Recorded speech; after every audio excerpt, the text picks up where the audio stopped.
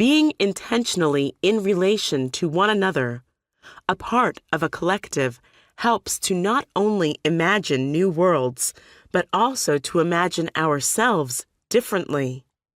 Join some of the many organizations, faith groups, and ad hoc collectives that are working to learn and unlearn, for example, what it feels like to actually be safe, or those that are naming and challenging white supremacy and racial capitalism.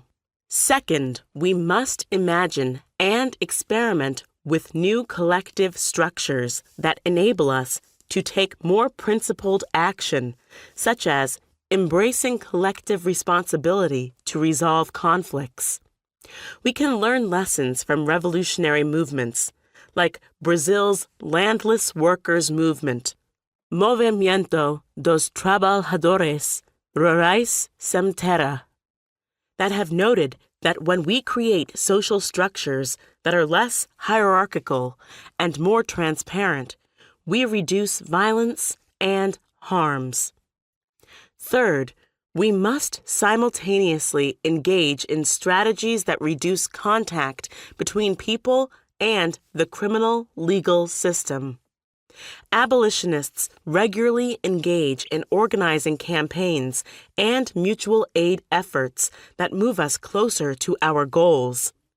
We must remember that the goal is not to create a gentler prison and policing system because, as I have noted, a gentler prison and policing system cannot adequately address harm. Instead, we want to divest from these systems as we create the world in which we want to live.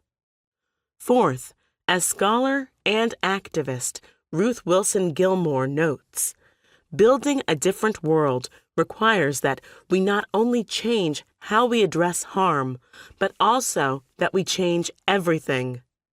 The PIC is linked in its logics and operation with all other systems, from how students are pushed out of schools when they don't perform as expected, to how people with disabilities are excluded from our communities, and the ways in which workers are treated as expendable in our capitalist system.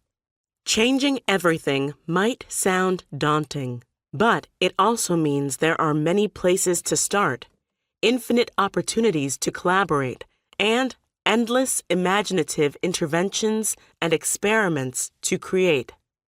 Let's begin our abolitionist journey not with the question, what do we have now and how can we make it better? Instead, let's ask, what can we imagine for ourselves and the world? If we do that, then boundless possibilities of a more just world await us.